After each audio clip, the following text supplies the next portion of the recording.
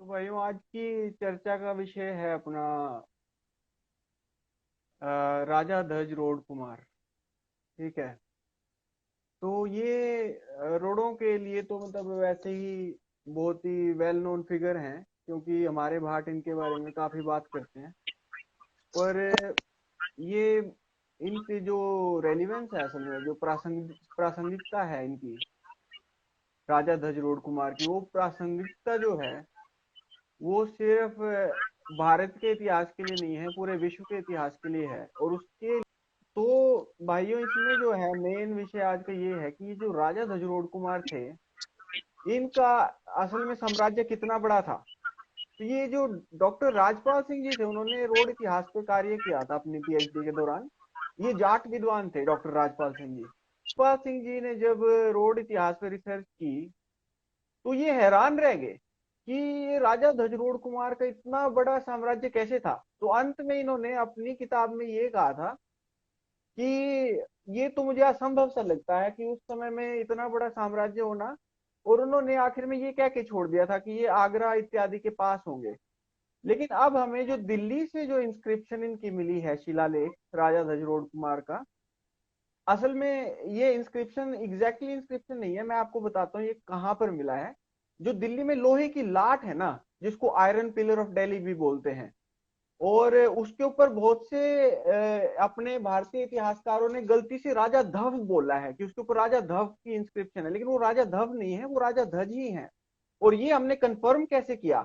क्योंकि हमने उस इंस्क्रिप्शन के जो कंटेंट है, उसके अंदर जो विषय सामग्री है, वो हमने रिसेंटली जो है ना 1862-63 की एएसआई की रिपोर्ट एक खंगाल के उनमें से हमने निकाल ली। और फिर उनको जब मेल किया तो बिल्कुल राजा ध्वज से मैच कर गई वो बातें। क्योंकि उसमें क्या लिखी हैं बातें कि ये जो राजा ध्वज हैं, ठीक है, जिसको कि हमारे भारतीय विद्वान पीएन ओक जैसे धव बोलते हैं, लेकिन धव नहीं है, वो ध्वज है।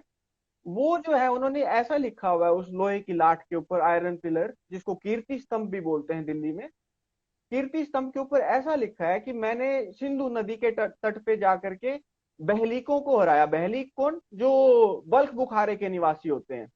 और इस प्रकार से मैंने वहां पे अपना वर्चस्व कायम किया। और फिर वो आगे बोलते हैं कि मैंने अपनी भुजा से पूरी पृथ्वी पर भी जो है शासन कायम किया। और ये बात उनकी सत्य क्यों है? क्योंकि टोयन भी एक अंग्रेज विद्वान है, उन्होंने वर्ल्ड हिस्ट्री नाम से एक किताब लिखी है। तो टोयन भी ने उस पुस्तक में ये कहा है कि जब सखा मनीषी, एकिमेनिड जिसको बोलते हैं, एकिमेनिड एम्पायर, पर्शियन एम्पायर, जब सखा मनीषियों ने विश्व विजय अभियान किया, उसमें उनकी सबसे जो जबरदस्त उनकी तरफ से जिन दो रेजिमेंटों ने लड़ाई करी, वो कुरु और कंबोज रेजिमेंट थी। मतलब अपनी रेजिमेंट थी, अपनी हरियाणा की, भारत की कह लीजिए। इन्होंने उनकी विश्व विजय को सुनिश्चित किया। तो यही बात जो राजा ध्वज ने जो है अपनी जो दिल्ली में फिर इंस्क्रिप्शन बनाई, कीर्ति स्तंभ, उसमें उसी का हवाला देके उन्होंने कहा कि मेरा पूरा पृथ्वी पर वर्चस्व है। क्योंकि उनकी बात सच्चाई है। जो उसी समय जो एक्यूमेनिड एम्पायर ने वर्ल्ड कॉन्क्वेस्ट करी थी, उसमें मेन योगदान इन्हीं राजा ध्वज की ही नेतृत्व का था।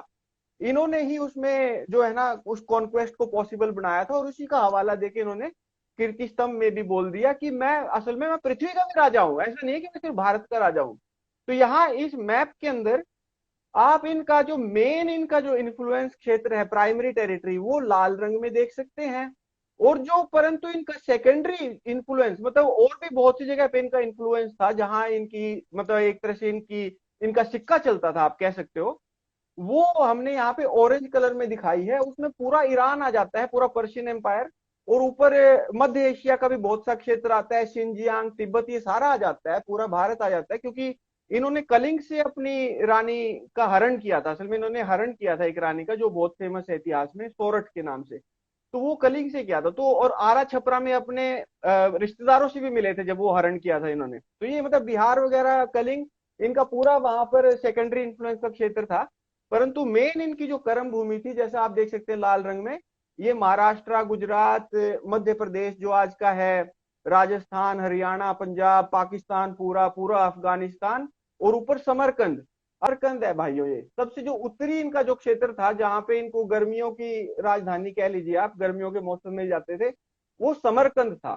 तो यहाँ मैंने थोड़ी एक्सप्लेनेशन भी देने की कोशिश करी है कि जो समर है, इसका मतलब उस उनकी भाषा में वहां उज्बेकिस्तान में रोड ही होता है, पत्थर, छोटे पत्थर, पेबल।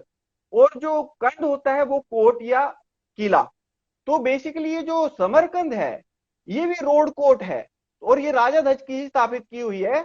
और इसकी अगर आप तारीख देखोगे ना, अगर समरकंद की स्थापना की, वो भी उसी समय के आसपास है जो हमने यहाँ 700 बीसी का समय राजा धज का दिया है। फिर ये देखिए भाइयों, एक इन्होंने दिल्ली तो है ही, इंद्रप्रस्थ, जहाँ पे इनकी वो लोहे की लाट पे हमें इंस्क्रिप्शन भी मिल गई है, ठीक है, कीर्ति स्तंभ भी जिसको बोलते हैं। फिर ये रोड़ी शंकर इन्होंने बसाया था, जिसको आज की डेट में रोड़ी और शक्कर बोलते हैं सिंध में। और साथ में इन्होंने एक रानी कोट में भी बहुत जबरदस्त किला बनाया था अपनी रानी सोरठ के लिए, वो आज भी मौजूद है। और वो भी बहुत ही अजूबों में से है, मतलब पाकिस्तान में उसकी बहुत ही प्रशंसा की जाती है उस फोर्ट की। फिर यहाँ पे देखिए भाइयों, एक और इनकी जो राजधानी हमने यहाँ मार्क की है, महिष्मती। ये लगभग आज के भैंस रोड से मैच करती है ये, जो मतलब जहाँ पे इसकी इसका स्थान है, ये राजस्थान में एक भैंस रोडगढ़ के नाम से आज भी एक किला है भाइयों। तो ये महिष्मती हमने आइडेंटिफाई करी है, यहाँ पर भी इनका वर्चस्व था। और गुजरात में एक स्थान हम मार्क करना भूल गए वैसे, क्योंकि गुजरात में जो ये पाटन का क्षेत्र है, वहां पे भी भाट बताते हैं कि इनका एक सत्ता का केंद्र था। तो इस प्रकार से भाइयों ये काफी बड़ा इनका साम्राज्य था। और जो हम बाद में कुषाण काल में देखते हैं ना, कनिष्क का साम्राज्य, ये बेसिकली यही है उसकी शुरुआत। मतलब ये बहुत पहले थे। यहाँ पर हमने इसकी इनकी तारीख भी दी हुई है, 700 बीसी, मतलब 700 ईसा पूर्व। अगर आप अब जब मैं जूम आउट कर रहा हूँ, अगर आप देख पा रहे हो, तो यही उस साम्राज्य की स्थापना है भाइयों, जो बाद में कनिष्क भी जिसका उत्तराधिकारी हुआ। ठीक है। बाद में इनके राजा धज के बेटे ने, कनकसेन ने लाहौर बसाई थी। इसका भी वर्णन आपको मिल जाएगा कि लाहौर किसने बसाई है, वो राजा धज के ही पुत्र ने बसाई है। और इनका एक पुला पुत्र था तक्षक, जिसके नाम से तक्षशिला नगरी है आज भी, वहां पर पाकिस्तान साइड पंजाब में। तक्षशिला में बहुत बड़ी एक यूनिवर्सिटी भी हुआ करती थी पुराने समय में, गुरुकुल कह लीजिए। तो इस प्रकार से भाइयों ये बहुत ही हमारा जो है ना प्रभावशाली इतिहास रहा है, जो कि किसी प्रकार से इतिहास के पन्नों में गुम हो गया है। परंतु अब हम इसकी खोज में लगे हुए हैं और बहुत मेहनत कर रहे हैं। तो हम आपके साथ ज्यादा से ज्यादा आगे चल के भी अपने जो जो हमारी नई रिसर्च की फाइंडिंग होगी, शोध की, वो हम आपसे साझा करते रहेंगे। आप हमारे साथ जुड़े रहिए। इसमें जो है ना, जो दूसरा मैप है भाइयों, उसमें सिर्फ ये खासियत है कि उसमें हमने सखामनीशी जो साम्राज्य है उसकी भी बिल्कुल अच्छी तरह से उसमें शिनाख्त करी हुई है दूसरे मानचित्र के अंदर। और इस प्रकार से उसमें दिखा रखे हैं हमने, मतलब जिससे कि हो सकता है कि आपको थोड़ा और स्पष्ट हो जाए, परंतु मेरे ख्याल से जो अभी हमने मानचित्र दिखाया वो काफी स्पष्ट है। तो इसमें असल में देखिए, जो सखामनीशी थे ना, ये भाइयों मैं आपको ये भी खुलासा कर देता हूँ कि सखामनीशी कोई और नहीं थे, ये राजा धज के ही परिवार से थे ये लोग, जो ये एक्यूमेनिड एम्पायर वाले, पर्शियन एम्पायर वाले। क्योंकि राजा धज के पिता वगैरह जो थे ना, इनके नाम इसी प्रकार के थे, जैसे इंद्रमन, सखामन, ऋषिमन, चपलमन। ये भाटों की सामग्री से हमारे पास है सारी जानकारी। और इसी मतलब इन्हीं के ही भाईबंद थे सखामन, जिन्होंने सखामनीशी साम्राज्य की स्थापना करी, जिसको पर्शियन एम्पायर भी बोलते हैं, जो कि विश्व विजेता एम्पायर रहा है, सबको पता है इस बारे में। ये तो सर्वसम्मति की बात है, मतलब सारे अंग्रेज भी इस बात को मानते हैं, सिर्फ हम नहीं मानते। तो ये जो सखामनीशी थे भाइयों, ये भी हमारे से जुड़े हुए थे। जब हम इनका शाहनामा पढ़ते हैं ईरान वालों का, उस शाहनामा में जो धरायुष, एक इनके बहुत बड़े राजा हुए जिनकी बेहिस्तुन में हमें इंस्क्रिप्शन मिलती है। बेहिस्तुन में, बेहिस्तुन एक स्थान है ईरान के अंदर, बेहिस्तुन इंस्क्रिप्शन में ये जो है अपने धरायुष, ये अपने बारे में बहुत कुछ बोलते हैं कि भाई मैं क्षत्रियो में क्षत्रिय, आर्यो में आर्य, इस प्रकार से अपना परिचय देते हैं। और शाहनामा के अंदर हमें पता चलता है इनके एक पूर्वज का नाम था लोहरास्प। लोहरास्प जो होता है, जब हम उसको संस्कृत में कन्वर्ट करते हैं पर्शियन से, आस्प हो जाता है भाइयों अश्व। आस्प और अश्व एक ही बात है। अश्व जब वो शब्द उस तरफ जाता है पर्शिया में या ईरान में, वो अस्प हो जाता है, पी बन जाता है उसका, वै का, आखिर वाले वै का। वैसे ही जो लोर है वहां पर, वो रोड अश्व। तो वो रोड अश्व उनके पूर्वज हैं, एक बहुत ही बड़े पूर्वज हैं, जिन्होंने 120 वर्ष राज किया था शाहनामा के अनुसार। तो 120 वर्ष उन्होंने राज किया था। रोड अश्व के आगे पुत्र थे विस्ताश्व, विस्तास्प, मतलब उनकी भाषा में विस्तास्प, और जिसको ग्रीक लिखते हैं हिस्टैस्पिस। अगर आपने देखा होगा वितस्ता या व्यास को ग्रीक कुछ हिस्टैस्पस ऐसे करके लिखते हैं कुछ, मतलब ये तो सारे नामों को ऐसे गड़बड़ अंदाज में लिखते हैं ग्रीक। तो उसी तरह से उन्होंने विस्तासु को भी जो है ना हिस्टैस्पस ऐसे बनाया हुआ है कुछ। तो जो विस्ताश्व थे उनके बारे में ये कहा जाता है, एक बार वो रोडाश्व से रूस गए थे। रोडाश्व जो उनके पिता थे ना, लोहरास जिसको ईरानियन में कहते हैं शाहनामा के अंदर, तो रूस करके विस्ताश्व कहाँ गए, भारत आए थे। वो बहुत साल भारत में रहे थे, रूस गए थे अपने पिता से, क्योंकि उनके पिता का राज चलता जा रहा था। 120 साल तक रोडाश्व ने वहां शासन किया ईरान में। तो ये विस्ताश्व बीच में बिल्कुल ही छक गए। इन्होंने कहा अब मेरे को बना दो राजा, आप तो रिटायर हो जाओ आप सेवानिवृत्ति ले लो, मेरे को राजा बना दो। रोडाश्व ने लेकिन नहीं मानी इनकी बात। तो ये विस्ताश्व जो है वहां पे रूस करके ये भारत ही आ गए थे। जो यहाँ पे इनकी रोड बिरादरी की रिश्तेदारी थी, यही रिश्तेदारी में रहे थे। जो ये धज वगैरह के परिवार थे, यही राज परिवार में पूरे सम्मान के साथ इन्होंने बहुत साल यहाँ बिताए विस्ताश्व ने। और फिर इन्हीं विस्ताश्व ने, या विस्ताराश्व इनको हम बोलते हैं, विस्ताराश्व अपने भारतीय हिसाब से, ईरानी हिसाब से विस्ताश्व।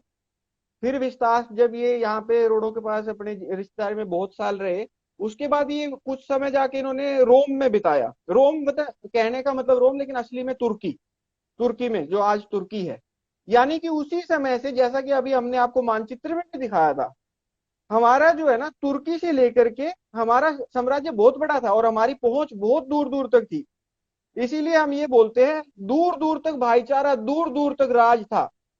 ठीक है भाइयों, ये है हमारी पहचान, जो कि इतिहास में कहीं रुल चुकी है, परंतु अब हम इसको उजागर करेंगे, दुनिया के आगे वो उजागर करेंगे। ऐसे ही हम ज्यादा से ज्यादा जो है ना रिसर्च करके सबके सामने प्रमाण सामने लेके आएंगे इस प्रकार के। ठीक है भाइयों, तो जो चंद्रगुप्त मौर्य थे, इनको चाणक्य कहाँ से लेकर के गए, और हमने इसमें जो है ना एक ग्रंथ का अध्ययन किया है जिसको बोलते हैं मुद्रा राक्षस। मुद्रा राक्षस से हमें पता चल जाता है कि चंद्रगुप्त को सिंहासन पे बिठाने के लिए किस प्रकार की सेना साथ में गई। उस सेना में भाइयों पूरे ही उत्तर पश्चिम भारत के ही लोग थे। यानी कि हमारे ही लोग चंद्रगुप्त मौर्य को वहां पाटलिपुत्र में सिंहासन पे बिठाने गए थे, नंद को डिस्ट्रॉय करके, जो नंद एम्पायर था। ठीक है भाइयों, तो वो जो चंद्रगुप्त मौर्य हैं जिनको आप हमसे गैर समझ रहे हो, वो हमसे गैर नहीं है, वो भी रोड हैं। और जो अशोक जो है ना, इसका हमें प्रूफ इस बात से मिल जाता है कि अशोक का एक पुत्र ऐसे कहा जाता है, रूस करके वो शिंजियांग क्षेत्र में चला गया था, जिसको हमने यहाँ ऊपर ऑरेंज में दिखा रखा है। तो वो जो कुणाल है ना अशोक का पुत्र, वो रूस के वहां उस क्षेत्र में चला गया था। वहां ऑलरेडी रोड बसते थे, एक रोडान करके स्थान है शिंजियांग में। तो कुणाल वहीं चला गया था, उसने पास में ही एक और स्थान बसाया रोडान के ही पास में, खोतान। और ये लोग आपस में रिश्ते करते थे। यानी ये चंद्रगुप्त और अशोक जो है, इसको तो हम बिल्कुल पूरी तरह से प्रूव कर सकते हैं। आप ये मान लो, ये जैसे कुछ लोगों ने भ्रांति फैला रखी है कि ये तो मोर पालने वाले लोग थे, मोर पालने वाले लोग नहीं थे। ये बिल्कुल बकायदा क्षत्रिय थे। और बहुत से बुद्धिस्ट ग्रंथों में भी इस बात का जिक्र आ जाता है कि ये सूर्यवंशी थे, रोड थे इसेंशली। और इसी सिलसिले में अभी हमारे अनुराग ताया भाई हमारे साथ में जो जुड़ के काम कर रहे हैं, रिसर्च कर रहे हैं, उन्होंने ये भी पाया है, इसके बारे में और प्रूफ ढूंढ लिया हमने। तो हमने बोध गया के पास में, बोध गया बहुत पूर्व में जाकर के स्थान है बिहार इत्यादि में, वहां पर एक स्थान है बकरोड। इस बकरोड का जिक्र अंग्रेजों ने किया है। और इसका कैसे जिक्र किया है, उन्होंने ये लिखा है कि बकरोड में जो है फल्गु नाम से तीर्थ है। और फल्गु कहाँ है, हमारे हरियाणा में भी बिल्कुल कोल मतलब और फरल, ये जो पूरा रोड क्षेत्र है वहां पर भी है फल्गु तीर्थ। और वहां फरल करके गांव है, तो वही इन्होंने नाम वहां पे भी दिया। साथ में ओलचिन एंड ओलचिन विद्वानों ने, दो विद्वानों ने काम किया है। सरस्वती के सूखने के बाद क्या हुआ, उन्होंने भी, ओलचिन एंड ओलचिन ने भी यही संकेत दिए हैं कि हरियाणा से सरस्वती के सूखने के बाद यूपी और बिहार की तरफ काफी पलायन हुआ। तो ये पूरी सारी जो संकेत है इसी तरफ है जो अब मैं आपको बता रहा हूं। ये जो चंद्रगुप्त मौर्य हैं और अशोक है, ये जो थे रोड थे। और इसमें एक और, अब आपको एक और प्रमाण देता हूं कि अशोक ने विवाह कहाँ किया, असंध में। अशोक ने विवाह असंध में किया था, जहां आज भी रोड बैठते हैं भाइयों।